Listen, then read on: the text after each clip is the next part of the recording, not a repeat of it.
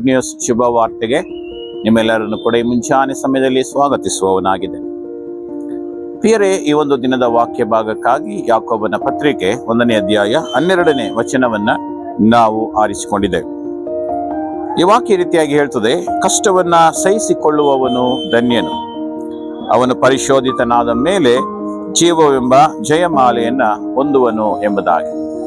ಹೌದು ಪ್ರಿಯರೇ, ಈ ವಾಕ್ಯ ಹೇಳುವ ಹಾಗೆ ಕಷ್ಟವನ್ನ ಸಹಿಸಿಕೊಳ್ಳುವವರು ಧನ್ಯರೆಂಬುದಾಗಿ ಹೇಳುವಾಗ ನಮ್ಮೆಲ್ಲರಿಗೂ ಒಂದು ರೀತಿಯಾದಂತ ಕಷ್ಟ ಆಗ್ತದೆ. ಯಾಕೆಂದ್ರೆ ದೇವರು ಹೇಳ್ತಾ ಇದ್ದಾರೆ ಇಲ್ಲಿ, ಕಷ್ಟವನ್ನ ಸಹಿಸಿಕೊಳ್ಳುವವರು ಧನ್ಯರೆಂಬುದಾಗಿ. ಸೊ ನಮಗೆ ಕಷ್ಟ ಆದರೆ ಸ್ವಲ್ಪ ಬೇಸರ, ಆದ್ರೆ ದೇವರು ವಾಕ್ಯ ಹೇಳ್ತದೆ ಕಷ್ಟವನ್ನ ಸಹಿಸಿಕೊಳ್ಳಬೇಕು ಎಂಬುದಾಗಿ. ಯಾಕೆಂದ್ರೆ ಕ್ರಿಸ್ತನು ಕೂಡ ನಮ್ಮೆಲ್ಲರ ಪಾಪಗಳಿಗೋಸ್ಕರವಾಗಿ ಆತನು ಶಿಲುಬೆಯ ಮೇಲೆ ಪ್ರಾಣವನ್ನು ಕೊಟ್ಟನು, ಮುಳ್ಳಿನ ಶಿರಡಿಗಳಿಂದ ಏಟುಗಳನ್ನು ತಿಂದನು, ಭಾರವಾದ ಶಿಲುಬೆಯನ್ನು ಹೊತ್ತುಕೊಂಡು ಹೋದನು, ಅನೇಕ ಜನಗಳಿಂದ ಹೊಗಳಿಸಿಕೊಂಡನು. ಹೀಗೆ ನಿಂದೆ ಅವಮಾನಗಳನ್ನ ಈತನು ಕೂಡ ಈ ಪ್ರಪಂಚದಲ್ಲಿದ್ದಾಗ ಅನುಭವಿಸಿದನು ಪ್ರಿಯರೇ. ಹಾಗೆ ದೇವರ ಮಕ್ಕಳಾದಂತ ನಾವು ಕೂಡ ಕಷ್ಟಗಳನ್ನ ಸಹಿಸಿಕೊಳ್ಳುವಾಗ ನಾವು ಧನ್ಯರಾಗ್ತೇವೆ. ಏಕೆಂದ್ರೆ ಕ್ರಿಸ್ತನ ಮಾರ್ಗದಲ್ಲಿ ನಾವು ಕೂಡ ಹೋಗ್ಬೇಕು ಎಂಬುದಾಗಿ ವಾಕ್ಯ ಹೇಳ್ತದೆ. ಆದ್ರೆ ಒಂದು ನಮಗೆ ಆಸೆ ಏನಂದ್ರೆ, ಒಂದು ಸಂತೋಷ ಏನೆಂಬುದಾಗಿ ನೋಡುವಾಗ ಆ ವಾಕ್ಯ ಹೇಳ್ತದೆ, ಪರಿಶೋಧಿತನಾದ ಮೇಲೆ. ಅಂದ್ರೆ ನಾವು ಕಷ್ಟಗಳನ್ನ ಗೆದ್ದ ಮೇಲೆ, ಕಷ್ಟಗಳನ್ನ ಸಹಿಸಿಕೊಂಡ ಮೇಲೆ ದೇವರು ವಾಕ್ಯ ಹೇಳ್ತದೆ, ಜೀವವೆಂಬ ಜಯಮಾಲೆಯನ್ನ ಹೊಂದುವರು.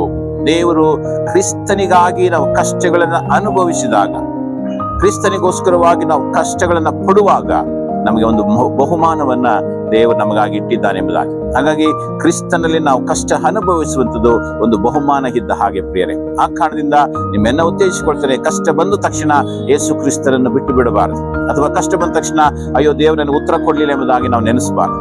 ಕಷ್ಟವನ್ನ ಸಹಿಸಿಕೊಳ್ಳುವವನು ಧನ್ಯನೆಂಬುದಾಗಿ ವಾಕ್ಯ ಹೇಳುವ ಹಾಗೆ ಕಷ್ಟಗಳು ಬರುವಾಗ ಪ್ರಾರ್ಥನೆಯೊಂದಿಗೆ ನಾವು ಕಷ್ಟಗಳನ್ನ ಜಯಿಸೋಣ, ಹೋರಾಡೋಣ, ಕರ್ತನಿಗಾಗಿ ಬಲವಾಗಿ ನಿಲ್ಲೋಣ. ಆ ದಿನ ಬರುವಾಗ ಆತನಿಂದ ಒಂದು ಜಯಮಾಲೆಯನ್ನ ಪಡೆದುಕೊಳ್ಳೋಣ ಎಂಬುದಾಗಿ ಈ ಒಂದು ಸಮಯದಲ್ಲಿ ನಿಮ್ಮೆಲ್ಲರನ್ನ ಉತ್ತೇಜಿಸುವವನಾಗಿದ್ದೇನೆ. ಪ್ರಾರ್ಥನೆ ಮಾಡಿಕೊಳ್ಳೋಣ. ತಂದೆಯಾದ ದೇವರೇ, ಈ ಒಂದು ವಾಕ್ಯ ಹೇಳುವ ಹಾಗೆ ಅಪ್ಪ, ನಾವೆಲ್ಲರ ಕಷ್ಟಗಳಲ್ಲಿ ಹಾದು ಹೋಗುವಾಗ, ಪರಿಸ್ಥಿತಿಗಳಲ್ಲಿ ಹಾದು ಹೋಗುವಾಗ ಕರ್ತನೆ ಅದನ್ನ ಜಯಿಸುವುದಕ್ಕೆ ನಮಗೆ ಶಕ್ತಿ ಕೊಡು. ಯಾರೊಬ್ಬರು ಕರ್ತನೆ ಬೇಸರ ಮಾಡಿಕೊಳ್ಳದೆ, ಕಷ್ಟ ಬಂತಲ್ಲ ಎಂಬುದಾಗಿ ಚಿಂತಿಸದೆ, ಗೊಣಗಾಡದೆ ಕಷ್ಟಗಳನ್ನ ಸಹಿಸಿಕೊಳ್ಳುವಂತವರು ಧನ್ಯರು ಎಂಬುದಾಗಿ ವಾಕ್ಯ ಹೇಳುವ ಹಾಗೆ ನಾವು ಕಷ್ಟಗಳನ್ನ ಸಹಿಸಿಕೊಳ್ಳುವಂತ ಬಲವನ್ನು ಕೊಟ್ಟು ನಾವು ಮುಂದೆ ಹೋಗೋದಕ್ಕೆ ನಮಗೆ ಶಕ್ತಿ ಕೊಡು ಎಂಬುದಾಗಿ ನಾವು ಪ್ರಾರ್ಥಿಸ್ತೇವೆ. ಹಾಗೆ ನೀನ್ ಮಾಡುವುದಕ್ಕಾಗಿ ಸ್ತೋತ್ರ, ನೀನು ಮಹಿಮೆ ಹೊಂದಿಕೋ. ಯೇಸು ನಾಮದಲ್ಲಿ ಪ್ರಾರ್ಥಿಸ್ತೇವೆ ತಂದೆಯಾದ ದೇವರೇ. God bless you. Praise the Lord.